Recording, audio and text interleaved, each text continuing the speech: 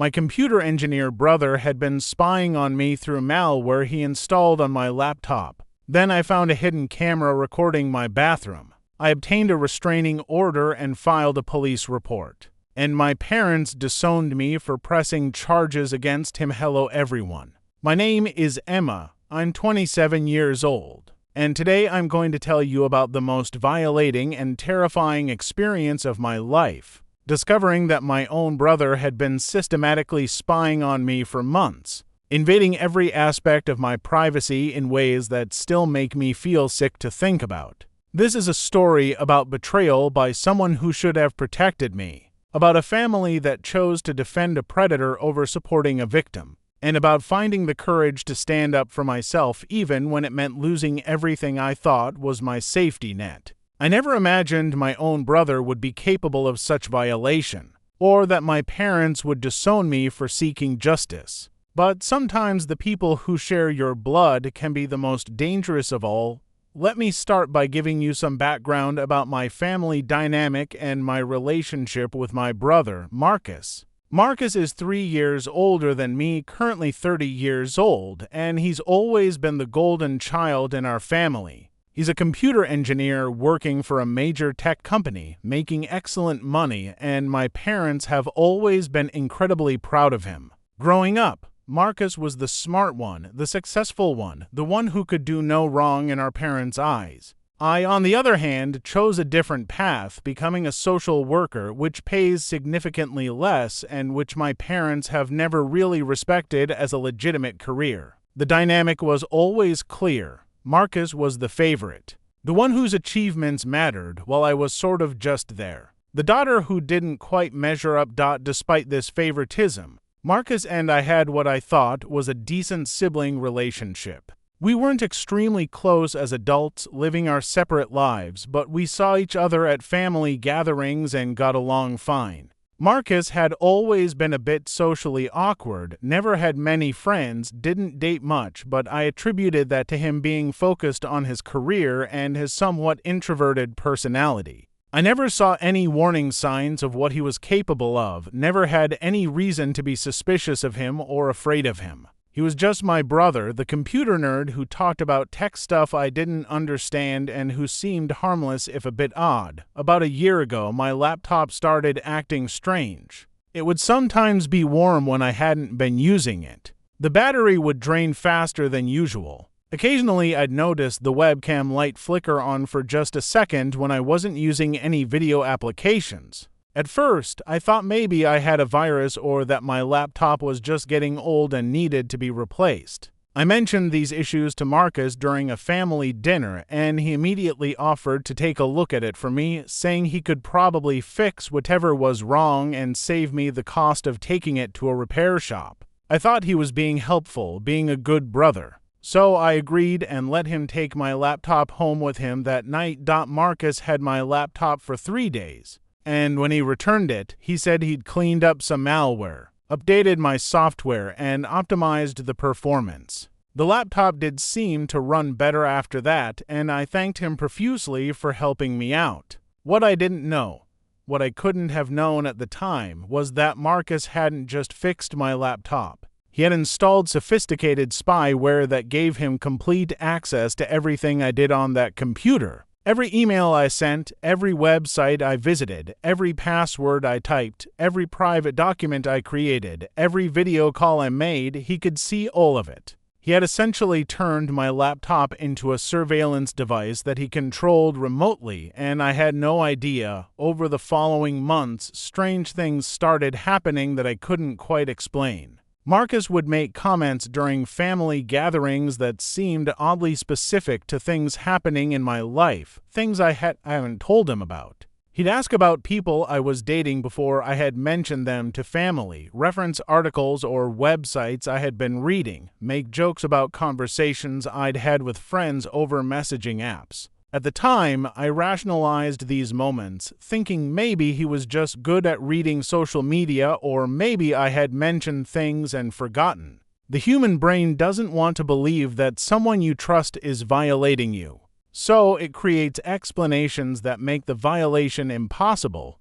About 6 months ago, I started dating someone seriously, a man named Tyler. Our relationship was progressing well, and we were having intimate conversations over video calls and messages, the kind of private communication that happens in any healthy relationship. I noticed that Marcus seemed to know details about Tyler that I hadn't shared, would make pointed comments about our relationship, seemed almost angry when I talked about Tyler at family events. My mother mentioned once that Marcus had told her he didn't think Tyler was good enough for me, which I found odd since Marcus had never even met Tyler, but again, I didn't connect the dots. I didn't realize that Marcus had been watching and reading everything, that he had access to the most private moments of my developing relationship. The discovery of what Marcus was doing came about in the most unexpected way. Tyler works in IT security, and one evening when he was at my apartment, he asked to borrow my laptop to check his email quickly. His own laptop was in the car, and he didn't want to go down to get it. I said yes, of course, thinking nothing of it. But Tyler, being in IT security, noticed something immediately. He saw a process running in the background that shouldn't have been there, something that looked suspicious to his trained eye. He asked if he could do a deeper scan, if he could check something, and I agreed, curious what he was concerned about. What Tyler found made my blood run cold. He discovered sophisticated remote access software installed on my laptop, the kind of spyware that gave someone complete control over the device. He found keystroke logging software that recorded every single thing I typed. He found programs that could activate my webcam and microphone without the indicator light coming on. He found evidence that someone had been accessing my files remotely, that my entire digital life had been completely compromised for months. Tyler is a professional, and he was visibly shocked by the extent of the surveillance, saying he'd never seen anything this invasive outside of criminal cases he'd read about. We immediately disconnected my laptop from the internet, and Tyler began the process of tracing where the spyware came from and where the data was being sent. Through technical forensics that I didn't fully understand, he was able to determine that the spyware had been installed during a 3-day period 6 months earlier, the exact period when Marcus had my laptop to fix it. He also traced the IP address where the surveillance data was being sent, and it matched Marcus's home address. The evidence was undeniable. My brother had been spying on me for 6 months, watching everything I did, reading everything I wrote, possibly even watching me through my webcam when I thought I was alone in my own home. I felt physically sick. The violation was so complete, so overwhelming, that I couldn't process it at first. I thought about all the private moments I'd had in front of that laptop, all the personal conversations, the intimate video calls with Tyler, the private journal entries I'd typed, the personal photos I'd looked at, everything. Marcus had seen all of it. My brother had been voyeuristically watching my life like I was a character in a show created for his entertainment, and I had no idea. The betrayal felt almost impossible to comprehend. This was someone who was supposed to love me, protect me, and instead he had violated me in one of the most invasive ways possible. Tyler immediately said we needed to go to the police, that what Marcus had done was illegal, that this was serious cyber stalking and possibly other crimes depending on what he had accessed. But I hesitated. Marcus was my brother, and despite what he'd done, I couldn't immediately wrap my head around the idea of getting him arrested. I also knew how my parents would react, knew they would take his side, knew this would tear my family apart. Tyler was gentle but firm, explaining that if Marcus had done this to me, he might do it to others, that letting it go would be dangerous for both me and potentially other victims. He also pointed out that we didn't know the full extent of Marcus's surveillance, that the laptop might not be the only way he was monitoring me. That last comment hit me hard. Tyler asked if Marcus had ever been to my apartment, if he might have had access to install physical surveillance devices. My stomach dropped because Marcus had been to my apartment several times over the past year, most recently about 3 months ago when he helped me move some furniture. Tyler suggested we should sweep my apartment for hidden cameras or recording devices, and though I wanted to believe that was paranoid, something in my gut told me we needed to check.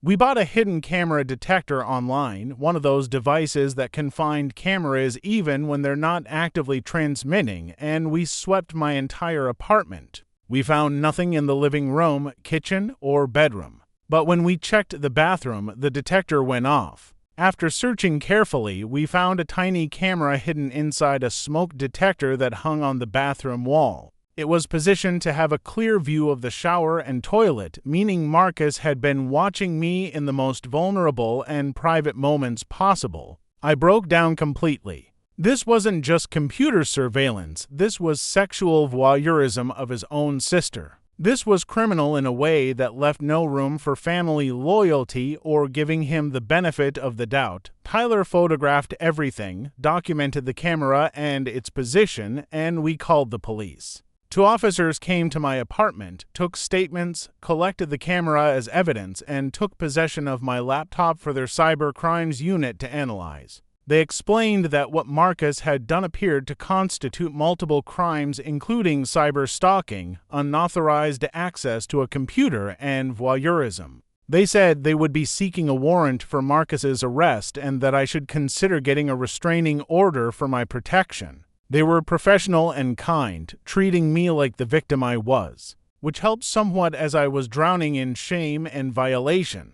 I got an emergency restraining order the next day, which was surprisingly easy given the evidence we had. The judge seemed appalled by what Marcus had done and granted the order immediately, requiring Marcus to stay at least 500 feet away from me, my home, and my workplace. I knew that serving Marcus with a restraining order would alert him that I had discovered his surveillance. But the police said they would be executing the arrest warrant simultaneously so he wouldn't have time to flee or destroy evidence. Marcus was arrested at work 2 days later. The police found extensive evidence on his computers confirming everything we suspected and more. He had folders organized with screenshots of my private conversations, photos he'd captured from my webcam, recordings from the bathroom camera showing me in various states of undress and using the bathroom. He had been doing this for 6 months, obsessively cataloging my life in the most violating way possible. The police said it was one of the most disturbing cases of familial cyber stalking they had encountered. My parents' reaction to Marcus's arrest was not to comfort me or acknowledge what he had done to me, but to immediately attack me for reporting him. They called me screaming, demanding to know how I could betray my brother, how I could ruin his life over what my father called a misunderstanding when I tried to explain what Marcus had actually done. The extent of the surveillance and the hidden bathroom camera. My mother said I was exaggerating and being dramatic. She said that Marcus probably just wanted to make sure I was safe. That is my big brother, he was looking out for me. And I had twisted it into something sinister because I wanted attention. I was absolutely stunned by their response. My mother was defending the installation of a hidden camera in my bathroom as brotherly concern. My father said I should drop the charges, that Marcus had made a mistake but didn't deserve to have his career and life destroyed. When I refused, when I said that what Marcus did was serious criminal behavior that had traumatized me and violated me in irreparable ways. My father told me that I was no longer welcome in their home, that I had chosen to destroy their family, and that they no longer considered me their daughter.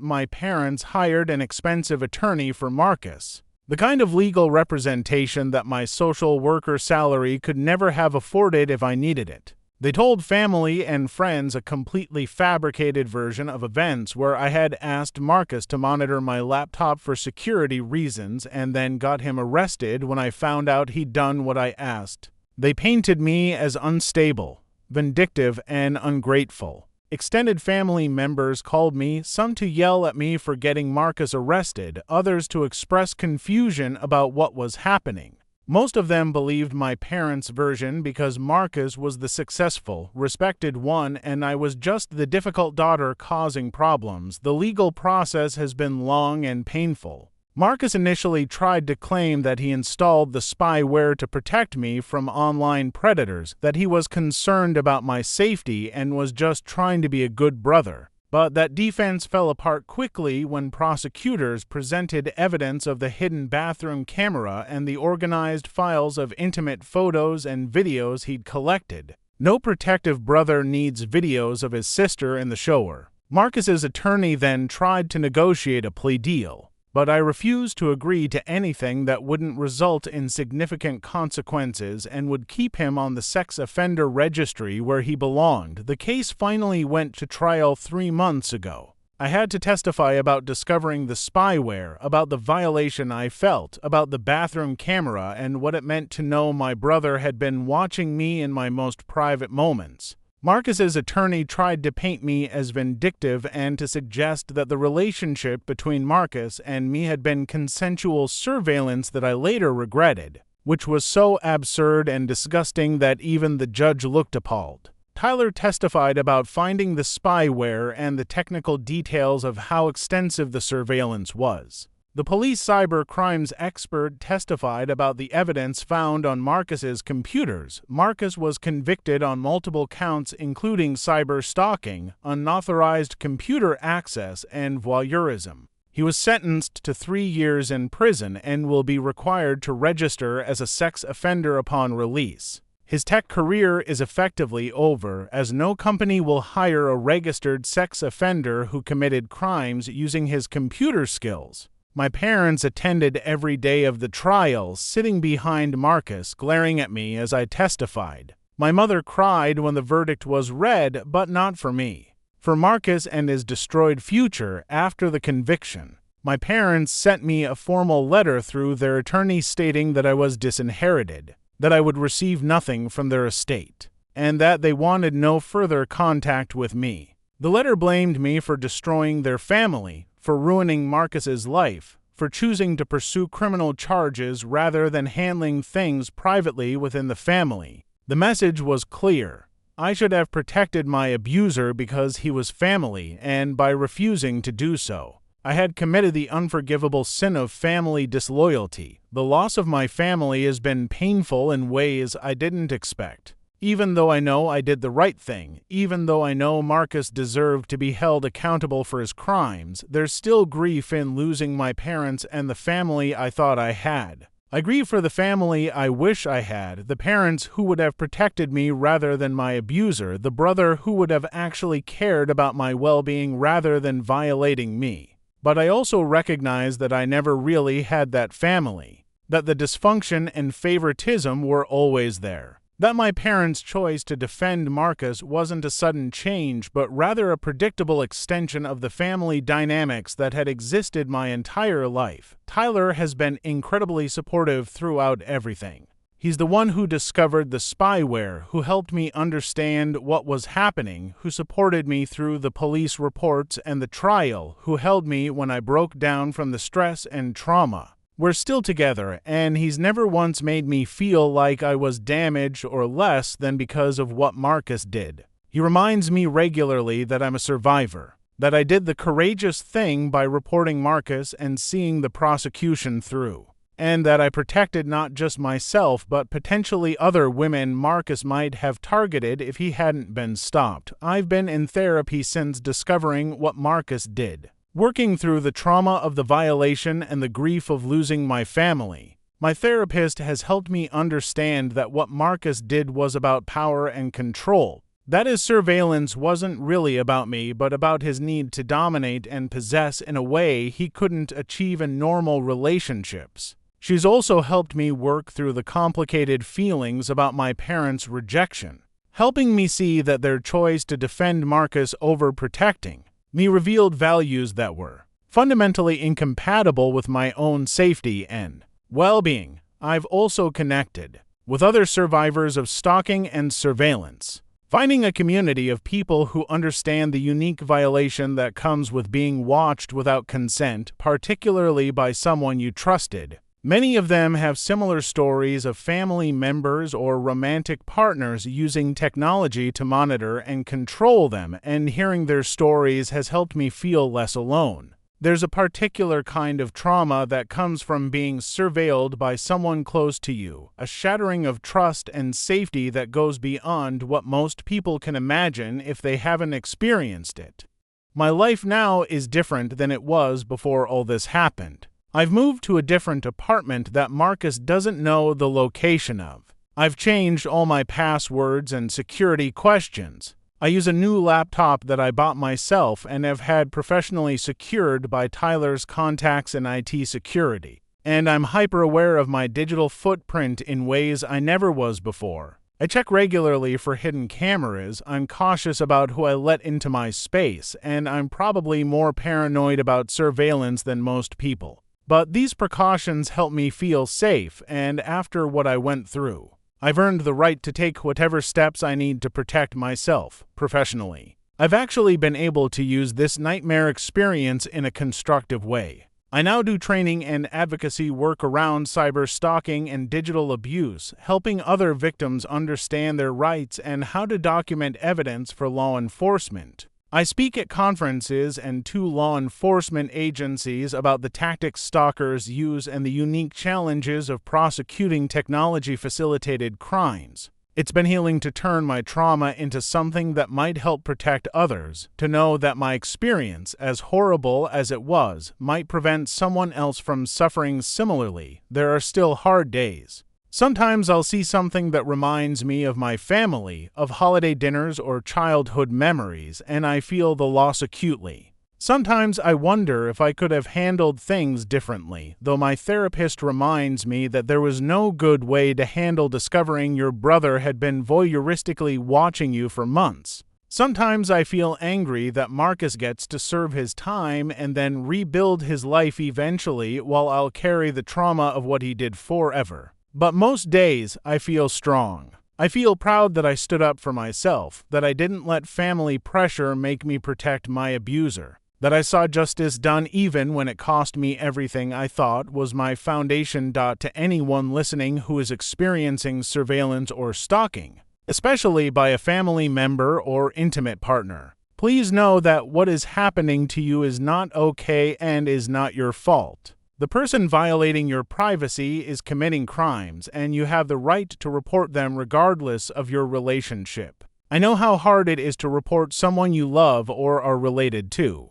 I know the pressure to keep quiet and handle things privately. But please understand that people who commit these violations rarely stop on their own and often escalate. Protecting yourself is not betrayal, it's survival. To anyone who has been rejected by their family for standing up to abuse, please know you're not alone. Families that choose to protect abusers over victims are making a choice that says more about them than about you. You deserved protection, you deserved belief, and you deserved family members who would stand with you rather than against you. The family that rejects you for refusing to be abused is not a family worth keeping, no matter how much that loss hurts. You can build a new family, a chosen family of people who actually love and protect you, and that family will be more valuable than any blood relation that asks you to sacrifice your safety for their comfort. My name is Emma. I'm 27 years old, and this is my story of how my computer engineer brother systematically spied on me through malware and hidden cameras,